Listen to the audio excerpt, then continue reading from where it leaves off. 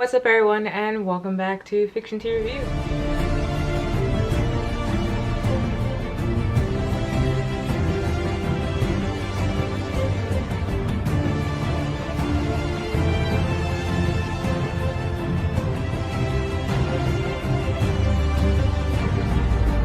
This video is brought to you by my self-published book, Rain. It is a psychological thriller about a group of young adults in a psych ward who get this new counselor that's trying to understand their mental illnesses and trying to understand them. But then the counselor shortly learns that these kids might not be crazy and that this place is actually making them crazy, all the while trying to figure out what's going on with him and his psychological demons and his problems. If you would like more information about this book, be sure to hit the link in the description box below.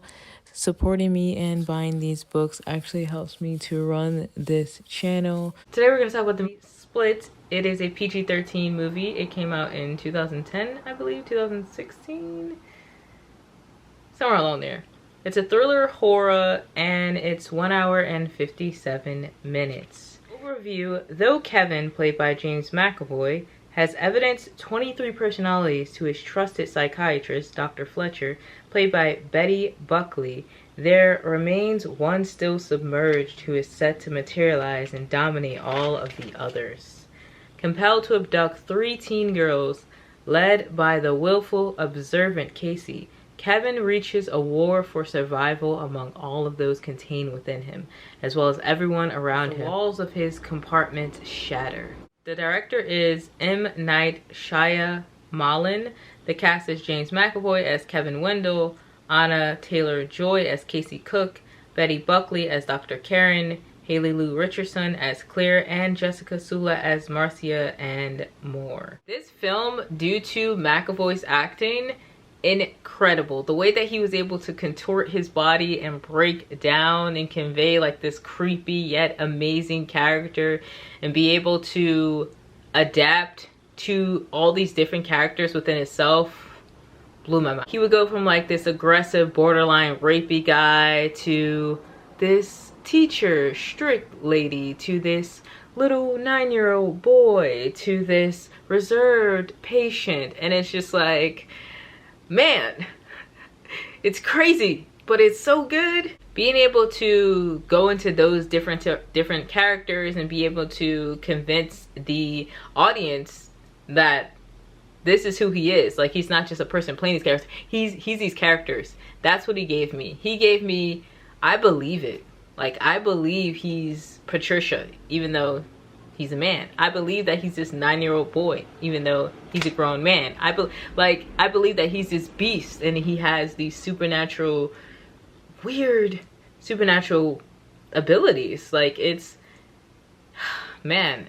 It was also very refreshing to watch these characters because in some ways it's like you could connect with them and relate to some of them, even though I don't agree with a lot of his actions and his ways of thinking and his methods. There were characters and personalities that I was like, I get that. Like, I understand. Like, okay, I can connect with this one. Maybe not that one, maybe this one. Maybe not any of them, but I see something in them. Like, I feel for some of them. And even though there were moments in this film that were really, really dark, it was very humorous still in a way. Like, there were a lot of scenes where I was laughing and I'm like, this is funny. Like, despite everything, despite the craziness, despite the trauma to the girl, this movie still has its funny parts. And it's like, it's okay to laugh at the funny parts even though it's a crazy movie. I think just watching the changes up close and personal of him kind of going in and out of the door and coming out as a different person, and them not knowing what to expect. They didn't know if the angry guy was gonna come out, the child was gonna come out, Patricia was gonna come out. They were just like freaked. Like, we don't know what's about to happen or who he's about to be. This guy's crazy. I love the crazy. I just love crazy, dark, twisted, unrefined, broken things, especially in film. Like, when you can do that, break down the human emotion in that way, it's just, I know, crazy thriller movies, psychological thriller, all that crazy stuff, it does something to me. Like, I love it. It gives you a glimpse inside the mind of that being and the many possibilities of a person.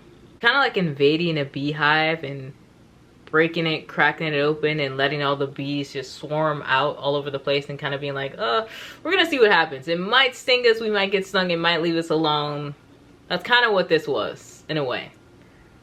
That's my analogy. The whole setting of it taking place beneath the Philadelphia Zoo. Also, shout out to Philly, the Philadelphia Zoo. I'm from Philly. So cool. So when they were showing like all the visuals of Philly, I'm like, yes, so cool. The fact that Kevin had caged his personalities and they all had their own rooms and sections. He had a 9-year-old kid who his room walls were covered in like pictures of drawings, and it was very childlike, and another room that was like full of gadgets and computers, and it seemed as though there were sections underground. There were rooms that fit each personality, and that they were caged into these different things. And also it could be said that the beast was caged within Kevin and within all of these different parts of himself.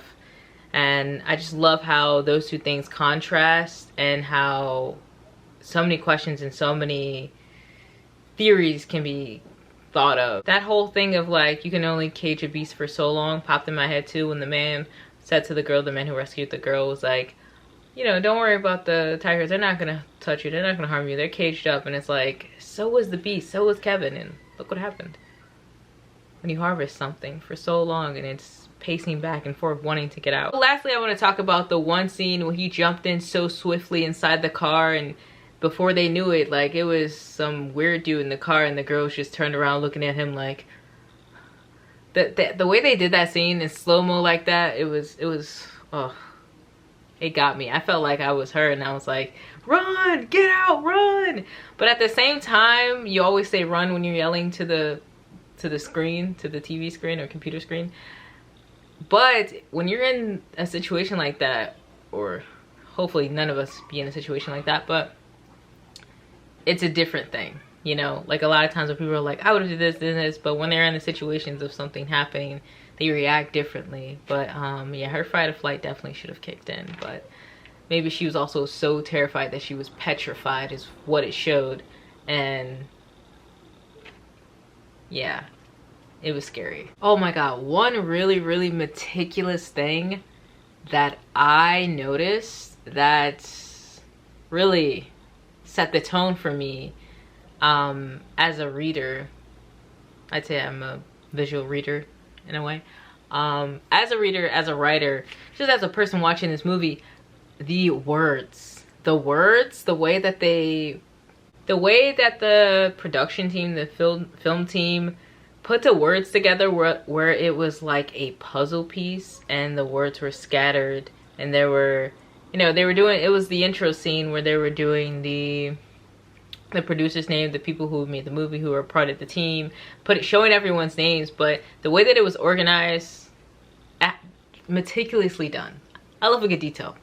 What can I say? It was a puzzle piece of the theme, for sure. For sure. If it wasn't, someone who was a part of this movie, let me know. But I think it was a puzzle piece. It was a foreshadow. It was a show of telling us the theme of this film, like the puzzle piece, the scattered brain, trying to figure out what's going on with this character, this puzzle piece of we don't know who he's gonna be when he comes in, this puzzle piece of we don't know what's gonna happen, everything scattered, are these girls gonna be able to escape? Like, it just all fits. Man, it was just like a riddle of who is who and what is what and what will happen. Another scene that I thought was very meticulous, very mathematical, and quite beautiful to look at as an artist, I will say, was the steps. So I believe in the beginning of the movie, there was a scene with the steps swirling around, and midway to the end, somewhere between there's another scene where they show the steps where it looks like someone is laying down, or maybe they have a machine. Most likely they probably have a machine, and they're holding up a camera, and it's looking up at the steps as if you're laying down on the grass looking up at the sky. And the visual, the way that they captured that scene, the angle of that scene, and then the artwork, are you kidding me? Amazing. But the design of the steps made me think of the Fibonacci spiral. The Fibonacci spiral, also known as the golden ratio, it's used to calculate and convey the patterns of the Fibonacci numbers. It is said that nature uses this number sequence for everything that we know. So for example, flowers, the galaxy, stars, perfect view. I mean, you see it a lot more, like I said, when he's running down the stops, but just perfect view. One of my most favorite, most powerful lines was at the end of the movie when the guy, played by McAvoy, says, when he says, "The broken are the more evolved." I was like, whew, that hit me. That hit different when he said that. I actually had to rewind it. There was a bug. I actually had to rewind it and like listen to it again and be like, whew, what? Oh, I feel that line. I feel that line. The broken are more evolved. Because he was telling the girl, Kevin's characters was telling the girl that, even though, you know, she had been through trauma with her uncle who molested her, and he said, you know, the beast was ready to kill her at that point. She had her flashbacks, her trauma. She's in that cage, and he looks at her and he sees that spark. He sees the light, and he's like, be joyful, be grateful. Something he says that on the line of like, be happy or something, be grateful, be joyful. And he's like, the broken, I don't know how he says it, but he's like, the broken, basically, the broken are more evolved. And I'm like, but the way that it ended definitely is just some sort of like sequel for the next one, because like he's in the mirror talking to his other self, his other selves, and that cliffhanger is just like, boom, yeah, it's gonna be another one, like, yes. And of course we know there was another one, but speaking as when this first came out, you know.